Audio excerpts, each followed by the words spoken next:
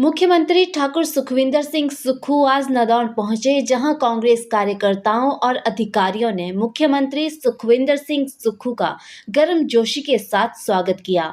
इस दौरान मुख्यमंत्री ने पत्रकारों से बातचीत में कहा कि शिमला में मंत्रियों के साथ अहम बैठक हुई है, जिसमें आगामी बजट को लेकर चर्चा की गई। मुख्यमंत्री ने कहा कि भाजपा झूठ की राजनीति करती है। भाजपा को तकलीफ हो रही है कि प्रदेश आत्मनिर्भर बनने जा रहा है।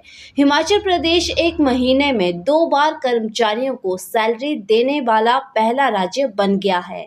सभी जो मिनिस्टर्स थे, मंडे को मीटिंग होती है, मंडे ट्यूसडे हमारा मीटिंग डेज है। तो आज मैंने अपने मिनिस्टर्स बुलाए हुए थे और उनसे रिव्यू मीटिंग ली, तो तब इस कारण थोड़ा लेट हो गया, क्योंकि मंडे और ट्यूसडे को ऑफिसर्स और मिनिस्टर्स की मीटिंग है।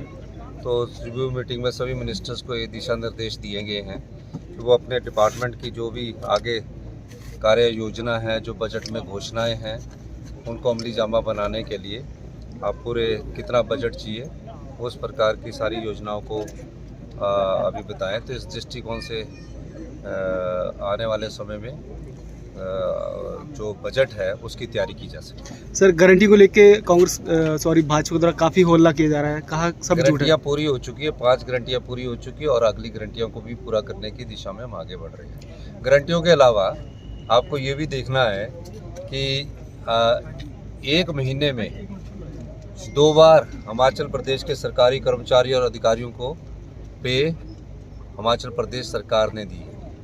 जो हल्ला कर रहे हैं भारतीय जनता पार्टी, वो झूठ आधारित हल्ला कर रहे हैं। कभी भी किसी भी सिस्टम को चलाने के लिए उसमें अनुशासन लाना जरूरी होता है। कोई भी सिस्टम बिगड़ जाता है जब उसमें अनुशासनहीनता होती है। तो ये किसी ने नहीं लिखा कि 4 दिन पहले पे दे दी गई और 1 महीने में 2 बार पे मिली। ऐसा पहली बार हुआ है।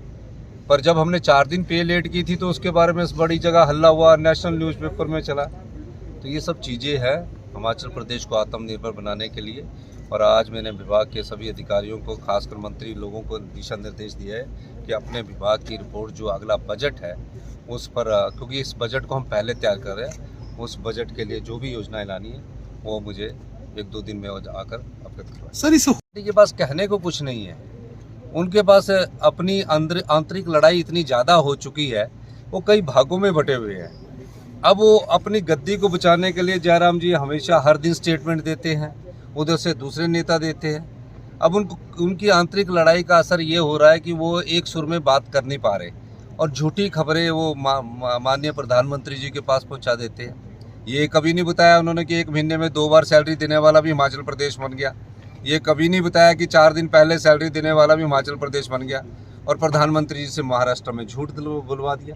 तो ये सब चीज़ें बीजेपी की जो आंतरिक लड़ाई है, कई भागों में बटी हुई है, उसका असर है। ऐसा है कि पिछले 40 साल से जो व्यवस्था बिगड़ी ना, उसमें जब सुधार होता ना तो तकलीफ होती है। अब प्रदेश आत्मनिर्भर बनने की दिशा में आगे बढ़ रहा है। उन्हें बोलना चाहिए कि वो तो खुद वित्त मंत्री रहे हैं। देखिए कि प्रदेश की पोजीशंस कहाँ पहुँच रही है। पिछली भारतीय जनता पार्टी ने शिक्षा के क्षेत्र में गुणात्मक में हमें 21वें स्थान पर ला दिया। हेल्थ के सेक्टर में सबसे निचले स्तर पर हम चले गए।